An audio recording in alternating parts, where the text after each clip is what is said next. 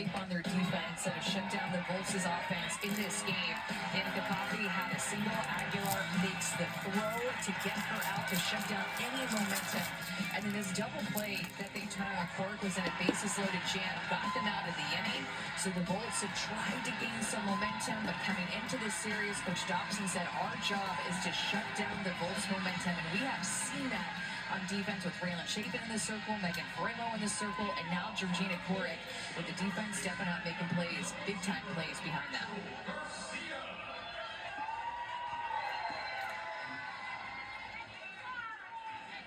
First batter is Rachel Garcia, fouls that away. We mentioned it, Raylan Chapin, excellent last night in a super important position too. The rookie from Mississippi State, starting them off right. Faremo was the one that closed the door. Now Georgina Korick. This is a staff that's a little bit shorthanded right now too, with who was their best pitcher entering this series. Montana Fouts now on the injured reserve list. Sophomore, but has turned into one of the best arms in the country. And draft eligible as we take a look at the Coastal Carolina batting order. Worked around her being injured when we showed the top ERAs in the AUSL. Montana Fouts' name was one of the top, so I'm sure that she's bummed. It was such a good start that she's been off to in the circle, and it was just a bummer to see her on the IL, but they got Georgina Korick reinstated coming back from Japan, so that was a big pickup in her absence as well. 0-2 from Korick to Garcia out in front, but stays alive. The fact that Korick is just not scared to throw Garcia inside, even though she is well off of the plate, looking for that side of the plate. Georgina Korick has such good command of her hard step and even throwing her changeup to that side that she just continues to challenge her on that side. Okay.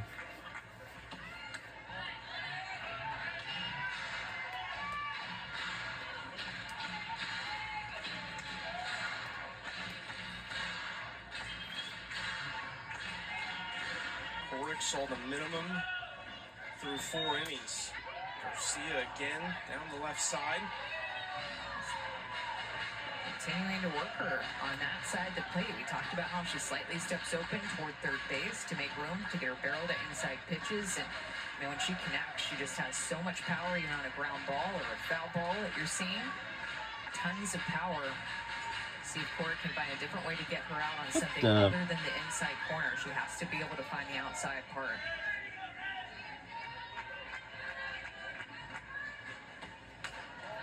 And that's the key, is just to be able to throw that pitch for a strike. And you know you have to be careful, too, because Rachel can cover the outside corner so well. So you know you have to throw it a little bit off the plate, but you can't throw it too much off the plate.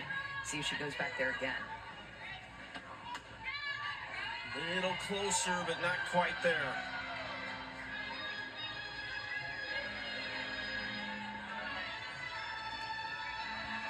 (3-2). Garcia trying to give the Volts a little boost. Ground ball over Korick, flipping, couldn't handle it. And Garcia was moving down the line.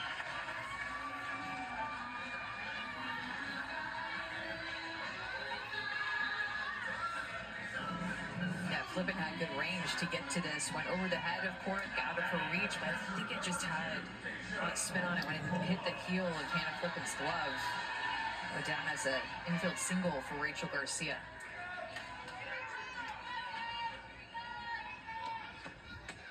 Inside strike one to Deja Mulipol. This is a team that's just their 3rd hit. Their lowest hit total of the season is 4 against the Bandits in Sulphur. But look at this, Amanda. They've been held to 1 run or less 3 times this season.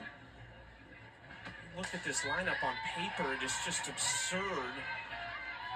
Alchin makes the play in left field, and there's 1 out. Well, that's just in 9 games. It's not like we've had a 20-game season up to this point. We've only played 9 games, and it's the Volts lineup that, you said it, up and down, kind of a bit of a roller coaster, can score runs in bunches, and have a lineup to do it. Just trying to put things together and trying to put all facets of the game together at one time.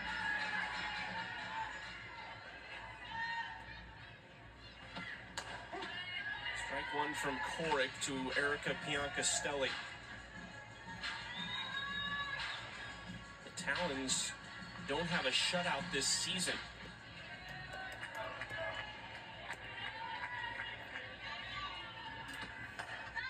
And think about, Chucky, how well the Talons are playing, and think about who's not even on the field that's on their roster today. Bree Ellis, Montana Fouts, Maya Brady. In the dugout, they're not playing. A couple aren't officially on the roster at this point. Maya Brady's not, and Montana Fouts is the IL. And Sydney Romero to that too, on the IL as well. And Sydney Romero, right, she just got injured. Feels like she's still playing. She was wearing her uniform last night before the game to catch the first pitch from Patty Gasso, but another one on the IL, and they're still finding ways to win games. Castelli didn't get all of it. Alchin again staying busy in left field. 2 outs.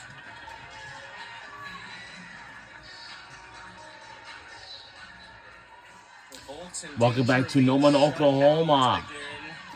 After this game goes off, and we had to go on to the cast of the Men's College World Series. Coastal Carolina versus LSU. And that will be the game 1 of the National Championship Series. They have game 1, which is today, tomorrow game 2. Game 3 on Monday if necessary. If the series is tied, This would be the first complete game shutout. alright, what, 2 apiece, like by tomorrow, and then that means game 3 will be on Monday. I'll say some jams, but Just really since we're about to there's hit just into one the in fifth final inning week with of the bases June. loaded, and they rolled a double play, but beyond that, there's just been one base runner on in the 6th, and then one base runner on in the 7th. Remember last inning that Sierra Romero ball after Amanda Lorenz got on with just 1 out. Sierra Romero hit that ball into the corner. Was standing on second base. They thought they had second and third with just 1 out. Great chance to score some runs, and instead that ball just fouled. Scott takes strike 1, 3-1 count.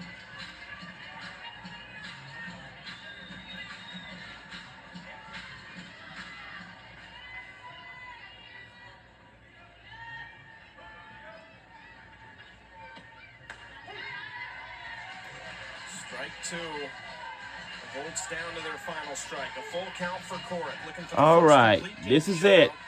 in a If the USL Volts history. misses the strike, that's it. Game's over. This is for the win of the blowout. Popped up. Play. Will it happen? And got him! And there it is. And that's it. We won this game again. Our final score is 4-0. Go Talons!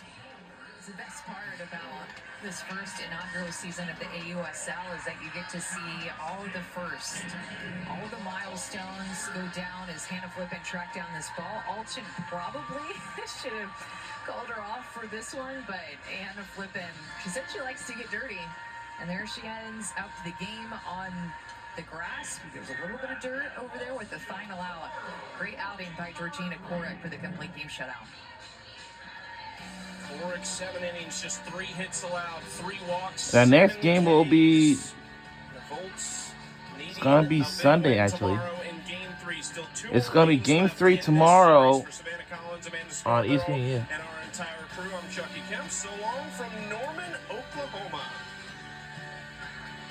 An 84-mile-an-hour changeup, a developing pitch